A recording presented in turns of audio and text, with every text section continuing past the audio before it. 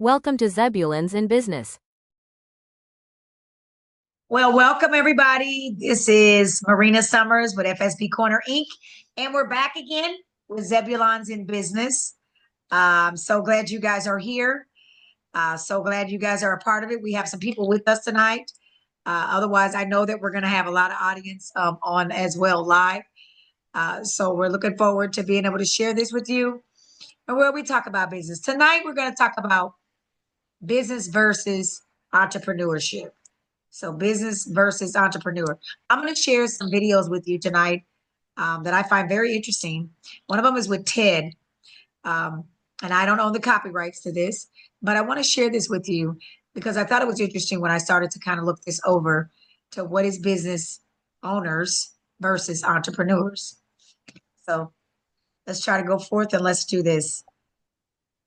All right. I'm going to share my screen with you. Everybody bear with me. And again, I want to say thank you for coming. I thank everybody for showing up today.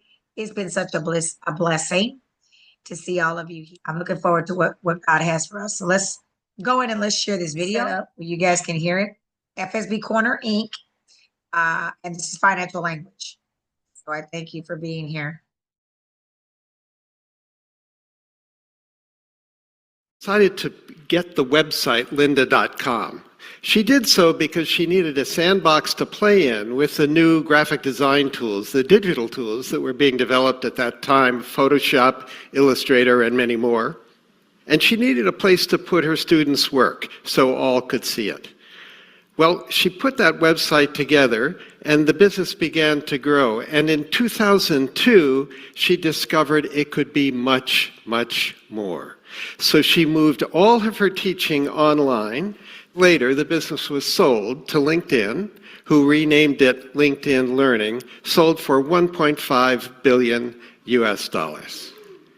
Lynda is the poster child for what I call the counter-conventional mindsets of entrepreneurs. So I want to tell you about these mindsets today, and here we go. So, number one, why do I call them counter-conventional? Well, first, these 6 mindsets run counter to the best practices, as we call them, that are done in big companies today. They fly in the face of much of what we teach at London Business School and other business schools about strategy, about marketing, about risk, and about much more. Now, you might say, John, what do you mean by mindset? A mindset, of course, is up here, right? It's those things, attitudes, habits, thoughts, mental inclination, which, when something comes our way, predetermines the response we make to that something that comes our way. And those somethings, as we entrepreneurs call them, are opportunities. So I want to tell you about these 6 mindsets. And the first one I call Yes, We Can. Now, B-School Strategy 101 says the following. What we're supposed to do in a company is stick to our knitting. We've got to figure out what we're really good at. We call them core competencies, and we've got to build on them, invest in them, nurture them, make them more robust. And if somebody comes along and says, can you do something different that's outside of that? What are we supposed to say? No, I'm sorry, we don't do that around here. Well, a Brazilian entrepreneur named Arnold Correa built a wonderful business that today is called Atmo Digital by disregarding those rules. He had already reinvented his business twice to become a major provider of event management and production services. When one of his customers said to him, you know, I have 260 stores scattered all around Brazil, and Brazil is a big country, and I like to be able to broadcast training and motivational events to the stores in real time. So Arnold, could we put televisions in the training room of all my stores, and could we build a satellite uplink so we can send all this wonderful stuff to the stores? So what did he say? He said, yes, we could do that, even though we knew nothing about satellite technology, had never operated outside Sao Paulo, but he got it done. Then several years later, Some of his other customers, one of them in particular, Walmart, said, well, you know, it's nice that we have all of these television screens in the back room of the store, but wouldn't it be cool if we had them on the sales floor? Because then we could run advertising. So when the customer walks down the aisle for detergent, perhaps there's an ad for Procter & Gamble's detergent in that aisle. And what did Arnold say to that request? Yes, we can do that. Over a period of years, Arnold reinvented his business fundamentally 4 different times by saying when a customer wanted something new that lay outside his core competencies, yes, we can. The second one I want to tell you about, I call problem first, not product first logic. So in big companies today, it's all about the products. So when I'm in the US, my family and I have used Tide for many years to wash our clothes. And we get a chuckle every now and then because we can tell a new brand manager has come along, because what happens? They change the product, right? They take the blue speckles out of it and turn them green.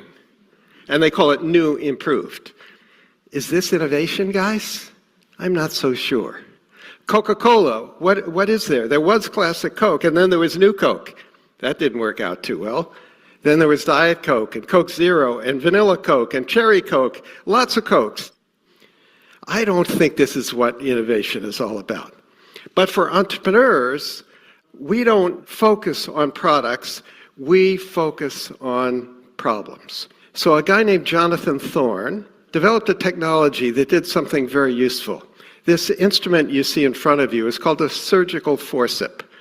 It's the tool that almost every surgeon in any kind of medical discipline uses to do his or her work. But there's a problem with these surgical forceps. They stick to human tissue. So imagine you're having a facelift and the plastic surgeon is doing the final touches, but the tissue sticks to the forceps. Maybe it's not going to look quite as good as it was supposed to look. And maybe the plastic surgeon's going to get a little frustrated and it's going to take longer to do the work. And John said, you know, that's a problem I think I can solve with a new silver nickel alloy that he had developed. Well, it turned out the business didn't grow very fast, focusing on plastic surgeons. So he said, I wonder if there's another surgical specialty that has an even bigger problem that I could solve. And he discovered one, and it's neurosurgeons. And neurosurgeons work in 2 places on our bodies, in our spines and in our brain. So I hope you never have brain surgery, and I hope I never have it. But if they have to take a little tumor out, I hope the forceps don't stick to some other tissues, because I kind of want to keep all the brain cells I can, right? John Thorne built a fantastic business, sold it some years later to Stryker. Stryker is very happy. John and his investors are very happy too. Why? Because John focused on solving problems, not on thinking about products. The next one, I call it think narrow, not broad. Like John Thorne, an entrepreneur I'm going to tell you about focused on a problem, but thought very narrowly about a target market. But the big company wisdom doesn't want narrow target markets. It wants big target markets, right? Because you've got to move the needle. Why would a big company mess around with something small? But like John Thorne, Philip Knight and Bill Bowerman, when they founded Nike, a company we all know very well today, had identified a problem, but it was a problem that a very narrow target market had. Phil Knight was a runner, a distance runner, and he could run almost not quite a 4-minute mile, and Bill Bowerman was his track coach. And there's a problem with their shoes, because running shoes in those days were really made for sprinters. And when sprinters train, they run around a track. It's a nice, smooth track. But distance runners don't run around tracks. Where do they run? They run on country paths and dirt roads, and they're always stepping on sticks and rocks. And so they get sprained ankles, and they run mile after mile after mile, and they get shin splints. Well, Knight and Bowerman said, we need better shoes that are made especially for distance runners, especially elite distance runners who really train a whole lot. So we're going to build a better shoe that's going to have better lateral stability, a wider footbed. It's going to have a little more cushioning in it to protect against those shin splints. And by the way, if it's a little bit lighter weight, a few ounces lighter times all the steps in running a mile or a 2 mile or a marathon, it's going to make for faster race times too. I want to stop right there and say, if you think about what he's saying right now, the focus, he's saying they focused on certain things that they knew that they could do. But not just that, as entrepreneurs, they stayed focused on meeting the needs of people, not the product. That was one of the key words he said, meeting the needs of the people and not the product. And he ended up selling the product and becoming filthy rich. And that was the company that he built, or the product. Even though he didn't focus on the product, he focused on, I want to help people. So I want you to understand, what is your focus as an entrepreneur? Because then it becomes, you as the business owner are able to either sell it or either to make money off of it. And that's one of the things he's talking about on TED here. He's saying, what is the focus? What are you focusing on? And this is TEDx Business School, by the way. And it was really interesting when I started listening to this, because it was like, you know what? Are we focusing on the product, the service, the client? Are we focusing on the people's needs that we're meeting? Are we focusing on the area? What are we focusing on? Because that's going to make us successful. So we know what happened with Nike, right? Once they developed the skills to design shoes explicitly made for a target market, a narrow one, and once they learned to import those shoes from Asia, and once they learned to get athletes to adopt those shoes, what did they do?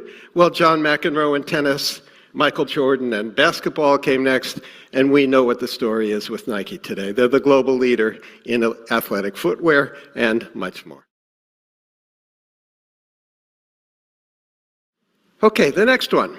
Asking for the cash and riding the float. Big companies today are awash in cash. Even in these tricky times we're in today, there's cash all over the place, right?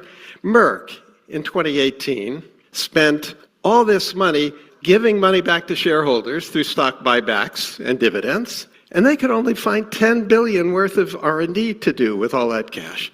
Is something wrong here? I think this just doesn't feel right. But for entrepreneurs like Elon Musk and the Tesla team, cash is the lifeblood of the entrepreneurial venture. So when Musk joined the Tesla team, he said, well, what's the plan here? And the team had a plan. It was to build a really fancy sports car, make a lot of money from that one, use that money to build a somewhat lower priced car, make some money from that one, and then we're going to build a mass market car that more people can afford. And in so doing, we're going to make a real dent in the emissions problem that the global automobile industry creates. Well, what Musk said is, well, let's go see if we can sell some cars. So they did a little roadshow in California, and they invited people on this little roadshow with three characteristics. Number one, they cared about the environment. Number two, they were wealthy. And number three, they thought it might be cool to have the next big thing parked in their driveway. Well, guess what? They sold 100 Tesla Roadsters for $100,000 each, cash on the barrelhead, paid tonight. How much, do the math, how much money they got to start building Roadsters? $10 million US in the bank, in cash, before they had built Roadster number one. Well, that principle has carried Tesla all the way through its journey. So when they introduced the Model 3 several years ago, nearly 500,000 consumers put down deposits of $1,000 each. Do that math, 500,000 consumers, $1,000 each, $500 million in the bank, in cash, with which to begin doing the engineering, build the tooling, fit out the factory, and more. Wouldn't you like to build your entrepreneurial venture with that kind of business model? Okay, the next one. I call it beg, borrow, but please don't steal. In B-School Finance, we teach our students how to analyze whether a project's any good. So you figure out how much investment you have to do, and then you figure out what the cash flows are going to be going forward year after year after year for 5 years or 10 years or whatever. And then you ask yourself, well, is that return on that investment sufficient? And if the ROI is good enough, then you do the project. That's the idea. But for Tristram Mayhew and Rebecca Mayhew, his wife, who built a wonderful business in the UK called Go Ape, a treetop adventure business. They didn't think that way at all. They said, well, we want to build a treetop adventure business here in the UK. They'd seen one in France that they liked on a vacation. So where can we get some trees? Well, who's got trees in the UK? Well, it turns out the UK Forestry Commission has trees in the UK, lots of them, in all these Forestry Commission sites. And the Forestry Commission was very interested in increasing their visitor count. Well, what better way to increase their visitor count than to have a Go Ape treetop adventure course on their land? So what Triss and Bex essentially did was go to the Forest Service and say, look, or the Forestry Commission and say, look, if you'll give us a chance to build 5 of these and show you that it works, we'd like an exclusive for the rest of them for 25 years. The deal was done. Today, there are more than 30 Go Ape adventure sites across the UK. There are a whole bunch of them in the US. And how did that happen? Because they borrowed most of the assets they needed. They borrowed the trees, they borrowed the loos, they borrowed the parking lots, all that stuff. All they had to do was put their kid on the trees. Pretty cool. Now, entrepreneurs and permission are kind of like oil and water. If you're an entrepreneur, you kind of know that, right? But in a big company today, if you want to get something new done, something entrepreneurial, something that's maybe a little different than the norm, you've got to pass it through the lawyers first, because there are a lot of regulations everywhere, and you don't want to do something that's going to land a top exec in jail. So it's really hard to get a yes answer to doing something that's new and innovative, and it takes a long time, but it's really easy to get a no. For entrepreneurs, however, like Travis Kalanick and Garrett Camp, who founded Uber, do you think they would have been wise to ask the permission of the San Francisco regulators, can we start a taxi company without any taxis? No, maybe not, right? Because had they asked, what do you think the regulators would have said? There's no way you're going to do that. That's going to threaten the current taxi industry, right? So entrepreneurs don't ask permission. They just get on with it. Now, I don't condone many of the things that Uber did along the journey, many of them unethical, some of them probably illegal. But the principle of entrepreneurs just getting on with it when the regulations are perhaps ambiguous or haven't sort of considered what could be done today digitally, that's when you get on with it. Okay, so I want to close with 4 questions for you.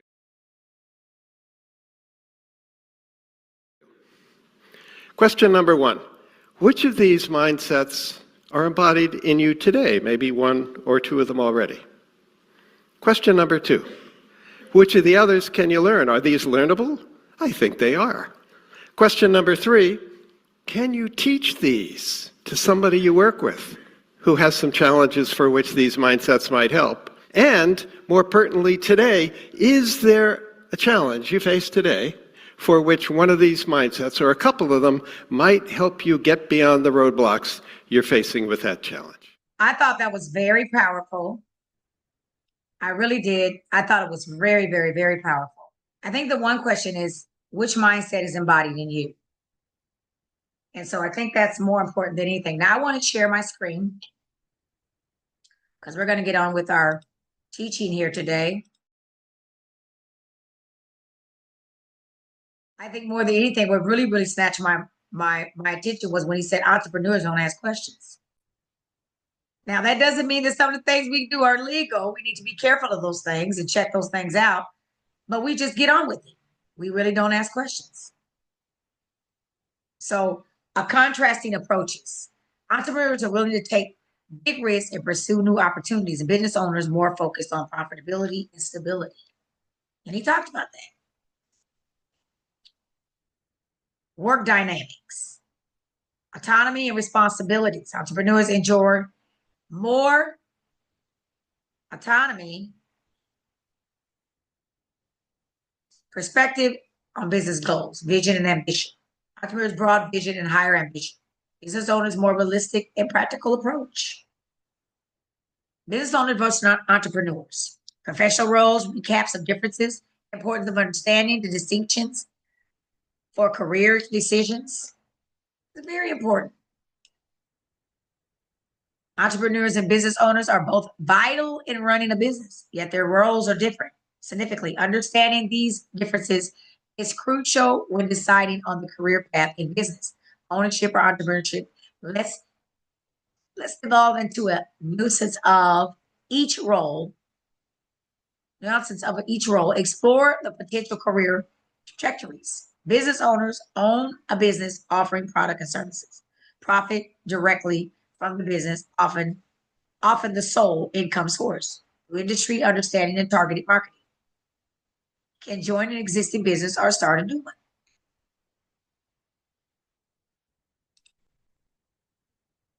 Professional roles recap. Business owners offers product services. Profit directly industry focus. Entrepreneurs launch original ideas and seek support embracing risk. See the difference here? There is one. Recap continue. Start a business based on this entrepreneurs on original ideas. Seek support funding the materials from investors or vendors. Take risks, especially when limited resources. Often support themselves through other income sources during the initial business phase. Both roles contribute uniquely to the business landscape. With business owners thriving, we do not thrive or strive to operational success. And entrepreneurs deriving innovation with new ideas, understanding the distinction, empowering individuals to make informed decisions aligned with their careers and aspirations. Risk, expose someone to something valuable, danger or harm or loss. Create, bring something into existence. Innovate, make changes in something established, especially by introducing new methods, ideas. Own or operate, have something in one's own possesses or of a person or control or functioning of a machine or process or system dynamics, a pattern or process of change, growth of activity, ambition, desire, determination to achieve success, a strong desire to do or to achieve something typically requires determination and hard work. Listen, first I want to thank you for joining me, but more than anything, I really wanted to make sure that you understand the difference. And I thought that TED teaching for business, being in business for their business school was phenomenal because it got you to thinking, who are you? And the first thing I asked you in the beginning of this was, who are you? Which one are you? Are you saying, who are you? Are you an entrepreneur? Are you a business owner? Or are you both? There's nothing wrong with being both, but identify what you're going to lean into to make your business grow. Is it a service? Is it your product? Is it helping people? What are you dedicated to? Because whatever you're dedicated to, that is what's going to be able to get your business into a place where it starts making 6 figures, making 7 figures. And I'm telling you, it is well worth it. Again, I want to thank you all for joining me. I appreciate you. This is Marina. This is Zebulon's in Business. And I appreciate every last one of you. Thank you again. I just thank you so much. It's been an honor and a privilege. I try to put these out there live so you guys can listen to them and see what's going on as well. This will be playing live again probably by tomorrow at 6 p.m. I'm hoping that you'll be able to see on Facebook, YouTube, LinkedIn, and all my wonderful social media, should I say portals, or should I say platforms. So we'll see you soon. Thank you. Have a wonderful day. This is Marina signing off, Financial Language.